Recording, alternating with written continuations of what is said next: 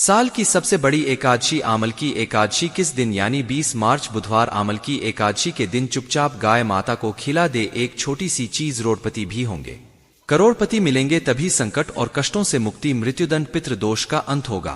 पूरे साल आपके घर में भरे रहेंगे अन्न धन के भंडार। भगवान श्री हरि विष्णु जी और माता लक्ष्मी जी आशीर्वाद से आपकी 7 पुश्तें तक करेंगी रुपया पैसों पर राज। दोस्तों, 7 पीढ़ियों तक बैंक बैलेंस बढ़ता चला जाएगा। सभी दुख दर्द और संकट कष्ट दूर हो जाएंगे और समस्त सुख आपके पास आ जाएंगे। सुख आपके कदम चूमेगी यदि आप मात्र यह एक छोटी सी चीज 20 मार्च यानी कि आमल की एकादशी के दिन चुपचाप गाय माता को खिला देते हैं। यकीन मानिए, जीवन से तत्काल गरीबी खत्म हो जाएगी। गरीबी दरिद्रता का नामोनिशान खत्म हो जाएगा और आपके जीवन में आपको अपार धन सुख संपत्ति की प्राप्ति होगी। 7 पीढ़ियों तक किसी भी चीज की कोई कमी आपको नहीं रहेगी। आपके जीवन से सभी दुखों का अंत हो जाएगा, क्योंकि बहुत ही दुर्लभ संयोग में है। इस बार जो साल की सबसे बड़ी एकादशी है, अमल की एकादशी, यकीन मानिए गाय माता से जुड़े जो भी आप उपाय करेंगे, आपको 100% लाभ मिलेगा और उपायों से लाभ मिलेगा। भगवान विष्णु जी माता लक्ष्मी की कृपा से होगी और 33 कोटि देवताओं को धारण करने वाली गौ माता की कृपा भी आपके जीवन में सदैव बनी रहेगी। किसी तरह की कोई कमी नहीं रहेगी आपके जीवन में। दोस्तों, यदि आप चाहते हैं कि आपके जीवन में किसी तरह की कोई कमी ना हो, तभी दुख दर्द संकट कष्ट दूर हो जाए और गरीबी आपके जीवन में हमेशा के लिए दूर हो जाए और आपको अपार धन सुख संपत्ति की प्राप्ति हो, जीवन में सदैव आनंद ही आनंद होगा, तो दोस्तों इस वीडियो को समय निकालकर पूरा देख लेना। यदि आज की यह वीडियो आपने पूरी देख ली तो आपके जीवन के सभी तरह के दुखों का अंत हो जाएगा। बहुत ही महत्वपूर्ण वीडियो है, लाभकारी वीडियो है। वीडियो को पूरा देखें यदि भगवान विष्णु जी माता लक्ष्मी की कृपा हासिल करना चाहते हैं। जी हां दोस्तों, वीडियो को आगे शुरू करें। सबसे पहले भगवान विष्णु जी और माता लक्ष्मी के सच्चे भक्त इस वीडियो को लाइक अवश्य कर दें और कमेंट बॉक्स में जय माता लक्ष्मी और जय श्री हरि विष्णु अवश्य लिखें, जिससे आपकी समस्त मनोकामनाएं विष्णु जी माता लक्ष्मी पूर्ण करें। दोस्तों, आपको बता दें, मार्च के महीने में पड़ने वाली एकादशी को आमल की एकादशी कहते हैं। आमल की एकादशी माघ मास के शुक्ल पक्ष एकादशी तिथि को मनाई जाती है। पंचांग के अनुसार इस बार यह एकादशी का पवित्र पावन पर्व 20 मार्च बुधवार को पड़ रही है।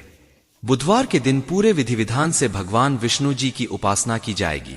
श्री हरि को प्रसन्न करने के लिए यह दिन बहुत ही खास और महत्वपूर्ण है। तो हमारे प्राचीन धर्म ग्रंथों में गाय को एक अत्यंत महत्वपूर्ण और पवित्र पशु समझा जाता है। शास्त्रों में गाय को माता कहा गया है और गाय का पूजन करते हैं। गौ माता के शरीर में 33 कोटि देवी देवताओं का निवास होता है। गाय एक अत्यंत पवित्र, निर्मल, शांत, निष्पाप है। रघुवेश में इसे संसार का पालन पोषण करने वाली कामधेनु माता कहा गया है। इसके दर्शन मात्र से मनुष्य के हजारों पाप नष्ट हो जाते हैं। इसीलिए कभी इस निष्पाप गौ माता पर अत्याचार नहीं करना चाहिए। गाय को कभी मारना नहीं चाहिए और कभी उन्हें कष्ट नहीं देना चाहिए। गाय को मारना शास्त्रों में सबसे बड़ा पाप समझा गया है। दोस्तों, भगवान श्री कृष्ण को गायों से विशेष लगाव था। उन्हें गौमाता बहुत अधिक प्रिय थी। श्री कृष्णा के गायों की सेवा करना ही सर्वश्रेष्ठ धर्म है। इससे बड़ा पुण्य कार्य संसार में दूसरा कोई पुण्य नहीं है। कलयुग की भविष्यवाणी करते हुए भगवान श्री कृष्ण कहते हैं कि कलयुग में जब धर्म का लोग हो जाएगा तब मनुष्य गाय की सेवा नहीं करेंगे। मनुष्य केवल दूध के लिए ही, गाय का दूध के लिए वह गाय को बहुत कष्ट देगा, जिसके परिणाम स्वरूप कलयुग में पाप और ज्यादा हो जाएगा। जब संसार से गाय समाप्त हो जाएंगी तब कलयुग का अंत होगा। जो मनुष्य कलयुग में गाय की निस्वार्थ भाव से सेवा करेगा वह सुख समृद्धि हासिल करेगा। जो स्त्री रसोई में बनी पहली रोटी गौ माता को खिलाएगी वह सदा सुहागिन और सौभाग्यशाली रहेगी। जो लोग अपने घर में गाय से हासिल पंचगव्य को घर में रखिएगा, उसके घर में कभी दुख दरिद्रता नहीं रहेंगे। दोस्तों, हमारे धर्म के सभी शास्त्रों में गाय की सेवा को ही सर्वश्रेष्ठ समझा गया। जो व्यक्ति प्रतिदिन किसी न किसी तरह से गौ माता की सेवा करता है वह सबसे अधिक पुण्यवान बन जाता है। गांव में तो मनुष्य को गाय की सेवा करने का अवसर हासिल होता है, लेकिन शहरों में गाय के दर्शन आसानी से नहीं हो पाते हैं। इसीलिए मनुष्य को गौशाला में जाकर के गौ सेवा करनी चाहिए अथवा गौशाला के लिए दान धर्म करने चाहिए। इसके अलावा आप अपने घर में ही गौ माता की मूर्ति रखकर उनकी पूजा जरूर करें। इससे भी माता कामधेनु का आशीर्वाद हासिल होता है। शास्त्रों में गौमाता को मां लक्ष्मी का रूप समझा गया है। उनकी पूजा करने से दरिद्रता दूर होती है। प्राचीन काल से माता की सेवा और संरक्षण करने की परंपरा चली आ रही है। कई ऋषि मुनि अपनी कुटिया में गायों का पालन तथा राजा महाराज गायों का दान करते थे। गायों के दान को सबसे बड़ा दान कहा गया है। गाय का दान करने से सभी जन्मों के पाप नष्ट हो जाते हैं और मनुष्य को मोक्ष की प्राप्ति होती है। आज हम आपको गौ माता के संबंध में बहुत ही महत्वपूर्ण बातें बताने जा रहे हैं। गाय की पूजा कैसे करनी चाहिए, गाय को कौन सी चीजें खिलाने से कौन सा फल मिलता, गाय के किस अंग को स्पर्श करने से दरिद्रता दूर होती है आदि के बारे हमारे शास्त्रों में बहुत ही महत्वपूर्ण ध्यान दिया गया है। हमारी अत्यंत पूजनीय गौमाता के बारे में आप सभी को यह बातें अवश्य जान लेनी चाहिए। इससे आपके जीवन से सभी तरह के कष्ट दूर होंगे। दोस्तों, कई बार महिलाएं जाने अनजाने में गाय को कुछ चीजें खिला देती हैं जिससे मां लक्ष्मी क्रोधित हो जाती है। शास्त्रों में कहा गया है कि यह चीजें गाय को कभी नहीं खिलानी चाहिए। इससे मनुष्य के जीवन में दुर्भाग्य आता है और उसे किसी भी कार्य में सफलता नहीं मिलती है। तो चलिए जान लेते हैं गौ माता के विषय में महत्वपूर्ण नियम। सबसे पहली बात है दोस्तों, गौ माता के दर्शन करना बहुत शुभ होता है।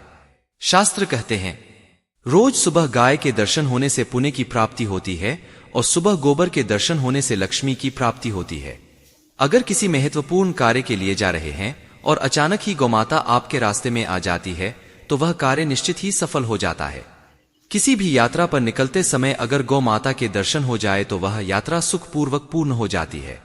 इसमें संशय नहीं। ज्योतिष शास्त्र के अनुसार कुंडली में यदि पितृ दोष होता है तो अन्य उपायों के साथ साथ गौ माता को रोटी और घास खिलाने से लाभ होता है और पितृ दोष से मुक्ति मिलती है। इसी तरह कुंडली में यदि शनि की 7.5 या महादशा है तो हर शनिवार और अमावस्या को काली रंग की गाय को घास या रोटी खिलाएं और उसकी पूजा करें। इससे शनि दोष कम होता है।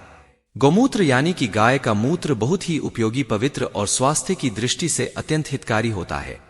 आध्यात्मिक दृष्टि से तो गौमूत्र का महत्व, वही साथ ही वैज्ञानिक और स्वास्थ्य की दृष्टि से भी गौमूत्र के बहुत से लाभ बताएं। गौमूत्र में बहुत से खनिज पदार्थ और स्वास्थ्य अध्यक्ष होते हैं जो हमारे शरीर की शुद्धि करते हैं और बहुत से रोगों से भी बचाता है। साथ ही गौमूत्र छिड़कने से वातावरण में शुद्धता और पवित्रता व्याप्त हो जाती है। इसीलिए हमारे शास्त्रों में शरीर को निरोगी रखने के लिए प्रतिदिन गौमूत्र का सेवन करने, घर में गौमूत्र छिड़कने के लिए कहा गया है।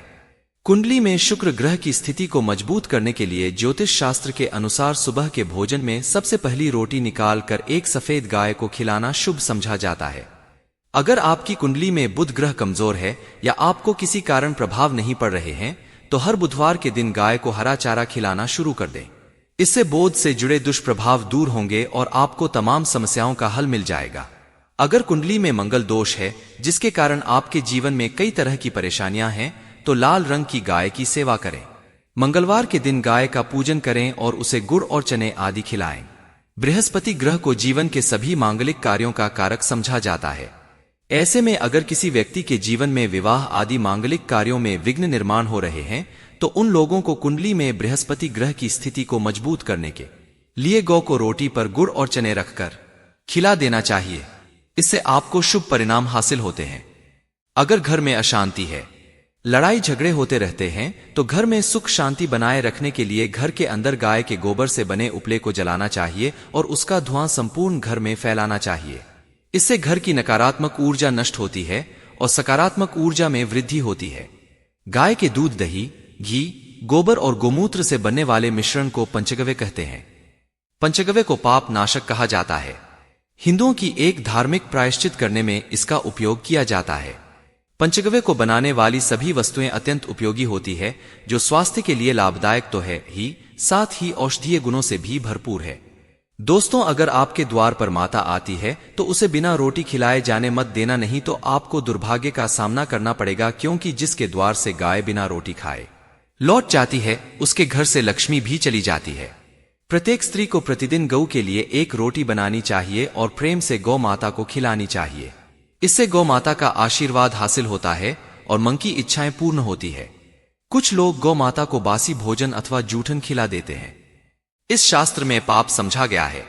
आप किसी पशु को खिला सकते हैं लेकिन गाय को कभी झूठ नहीं खिलाना चाहिए। भूख लगने के कारण गौमाता उस अन्न को ग्रहण कर लेती है, लेकिन इसका पाप उस व्यक्ति को लगता है जो गौ माता को ऐसा बासी भोजन खिलाता है। गाय एक शाकाहारी और पवित्र पशु है, इसीलिए गाय के भोजन में कभी मांस, अंडे आदि चीजें नहीं डालनी चाहिए। ऐसा करने से महापाप लगता है। यदि आपकी कुंडली में चंद्र दोष है और जिसके कारण लगातार परेशानी उठानी पड़ रही है, तो आप यह एक उपाय जरूर करें। आप रोटी पर सफेद मक्खन, नमक और घी लगाकर गौ माता को खिला दें। यदि शनि दोष है तो आटे में थोड़े काले तिल मिलाकर रोटी बनाकर गौ माता को खिला दे। शनि दोष समाप्त होता है। मंगल यदि शनि दोष है तो आटे में थोड़े काले तिल मिलाकर रोटी बनाकर गौमाता को खिला दें। इससे शनि दोष समाप्त होता है। मंगल दोष को दूर करने के लिए रोटी पर हल्दी लगाकर गाय को खिलाना चाहिए। घर में धन की समस्या है तो गुरुवार के दिन गाय को केले का फल खिलाना चाहिए। दरिद्रता दूर होती है। दोस्तों, गौ माता की पीठ पर एक उभरा हुआ होता है। माता पधारे, आप उस कुबड़े को एक बार जरूर स्पर्श करें। आपके जीवन से सभी दुखों का अंत होगा और धन संपत्ति की प्राप्ति होगी। शास्त्रों में कहा गया है, जो मनुष्य तन मन धन से गौ माता की सेवा करता है, वह मृत्यु के बाद वैतरणी नदी को गौ माता की पूंछ पकड़कर पार कर लेता है। उसकी अकाल मृत्यु नहीं होती है और उसे मोक्ष की प्राप्ति होती है। जिस व्यक्ति के भाग्य की रेखा सोई हुई है, अगर वह व्यक्ति अपनी हथेली पर गुड़ रखकर गौमाता की जेब से जताता है तो उसकी सोई हुई भाग्य रेखा खुल जाती है। दोस्तों, यह थी गौ माता से जुड़ी महत्वपूर्ण बातें। अगर आप इन बातों को ध्यान में रखकर माता की सेवा करते हैं तो आपको कभी भी धन की कमी नहीं होगी, कभी भी दुख दरिद्रता आपके पास नहीं आएगी, आशा करते हैं। दोस्तों, यह जानकारी आपको अच्छी लगी होगी। वीडियो को लाइक करके चैनल को सब्सक्राइब जरूर करें। धन्यवाद।